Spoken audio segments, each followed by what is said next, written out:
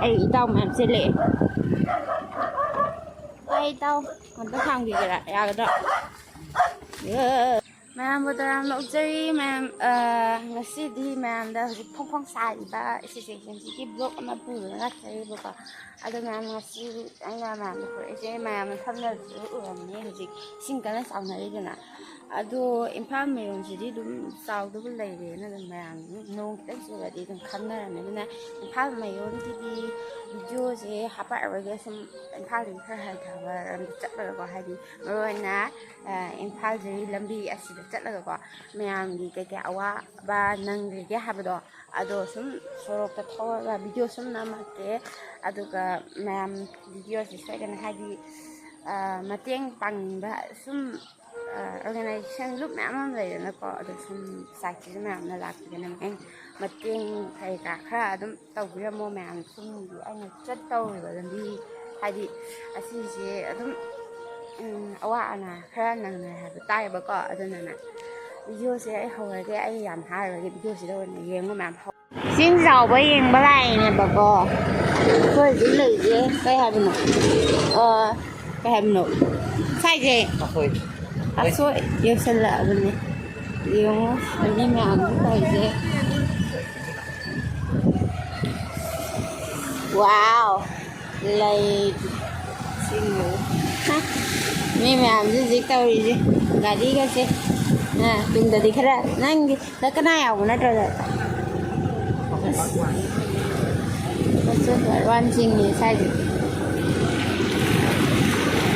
Ada tre. Phun cái ta rồi vẫn ca tới đi lùi đi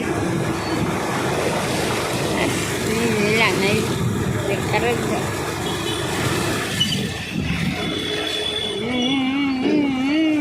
rất thơm mê tôi can thì dám đắt hàng được đấy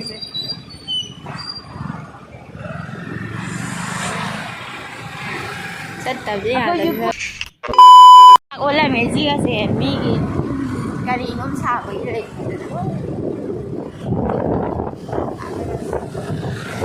Ini bazarnya, kat bolam ni. Ini turin kan orang berdua. Wah, bazarnya.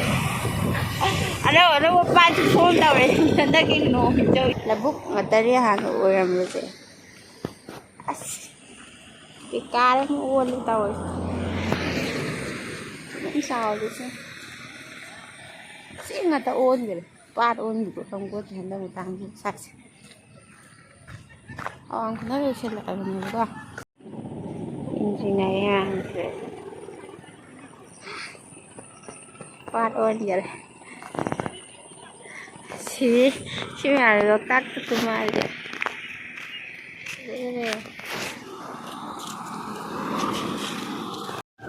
khi nghĩ xí này lỗi trong sẽ lấy về nên mây là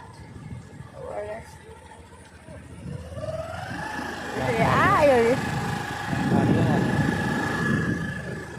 si Jitan ra đi phát luôn thì cũng không quên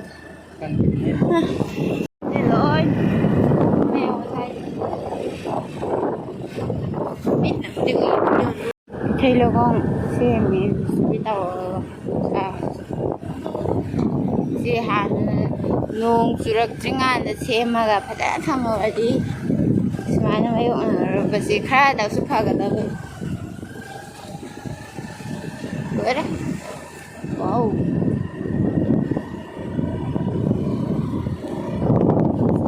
làm là một sĩ bạc luôn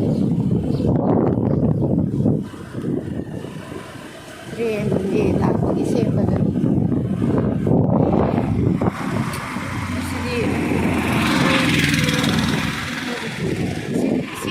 được cây cứ đi mặc ta xin hạt ra riêng khám phá cũng ô lên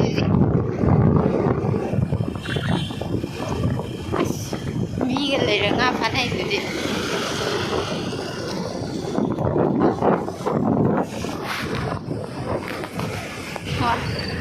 xài cho lên lúc thạc ba tiền chào cái đó đấy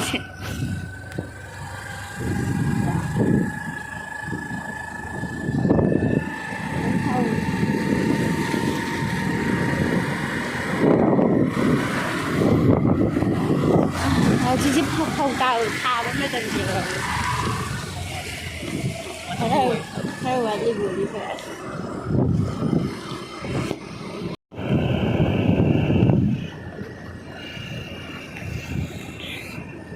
phá này ngang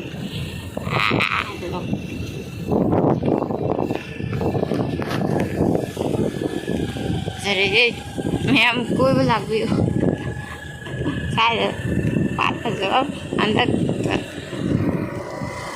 ở đâu một bạn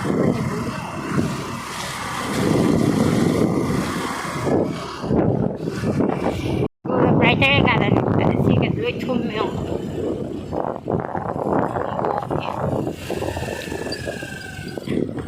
mèo rồi dan location nah gak di panah saya kalau menurut di buang gua semua kata tu gua pengennya kan pat đâu nang aku ngay lagi mèo đi vào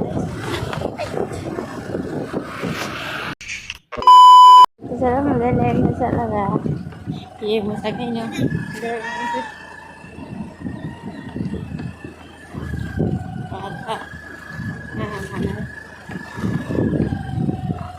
wow sao vậy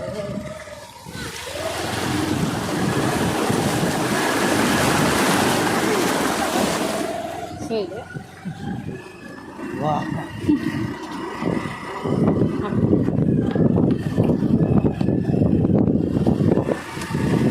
nga pha gì akhoi khá làm được anh hiện nhà này phải sai sai cái gì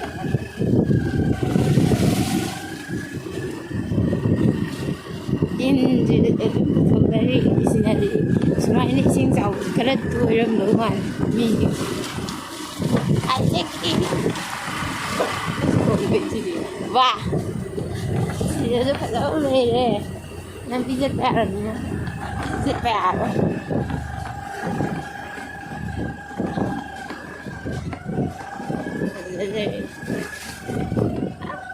hàm ya cái đó asli bra cái hai đứa nó location vậy ha cái hai đứa Hazare ha yang ini hai do kuyum saban maning ay si chat lagay yang si ko lambi oi na lai rami ni ba si je ko ma sinjam thum ma la khong je ye ye quỳ là nó khởi cái u gì năm vi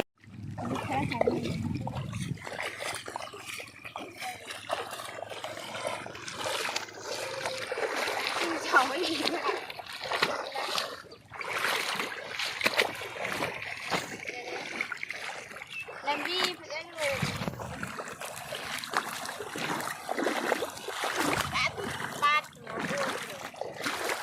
Pat uni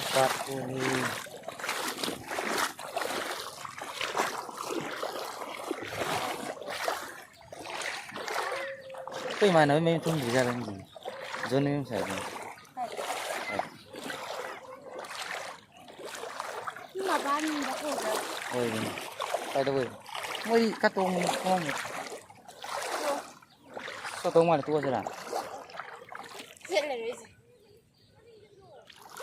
ấy tao mà em sẽ lệ đây tao còn tao hàng gì vậy lại cái đó đi tao mà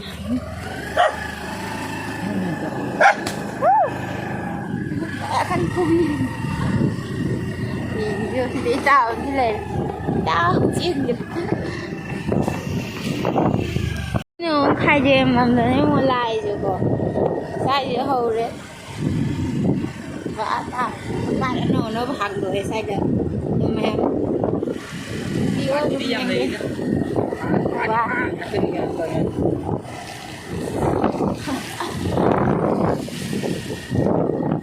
free đó bạn thay cái đi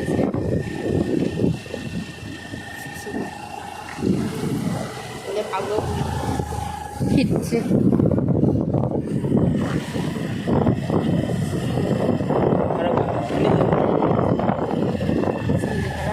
Ngarang di Patmon. Apa deh?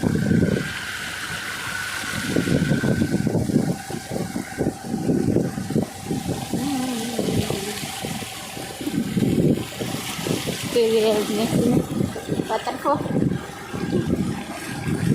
Oh, jadi.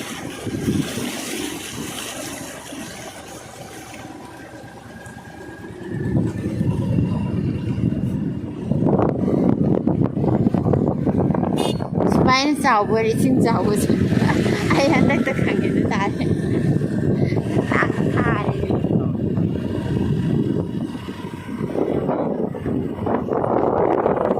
Right. Tahu.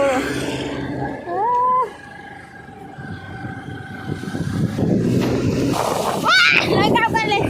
Main sore ini sore. Ladran illegal train part sendara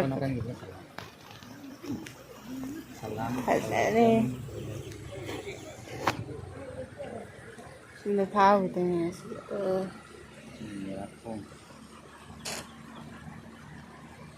mayam susu yang yang belak dia Sing jauh bang, tapi sing. ah kayak lah Tahu dia juga. kan cũng lợi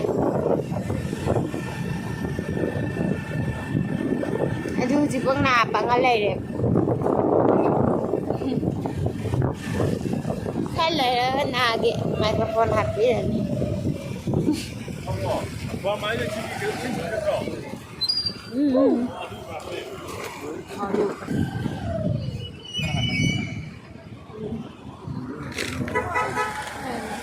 untuk này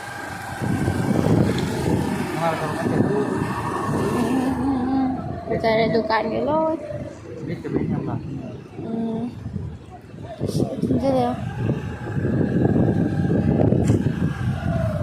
aji tahu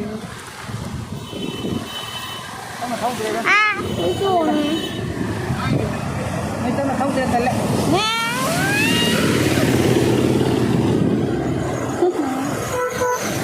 Malaysia ni asing flat kok mau ijapak gue ijapak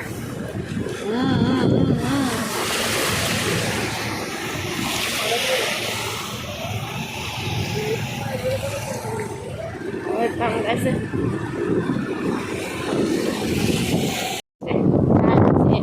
zoom na lang when laser am lo zoom may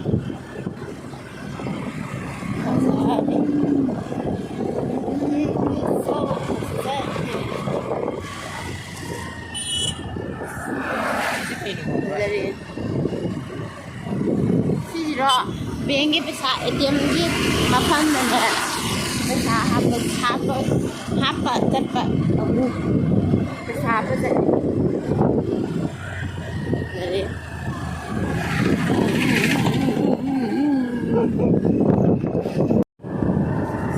lagu aku yang cari cái gì là cái gì tao mẹ làm gì làm gì tao xa mày cứ thua mì ra là một cái cách thức là để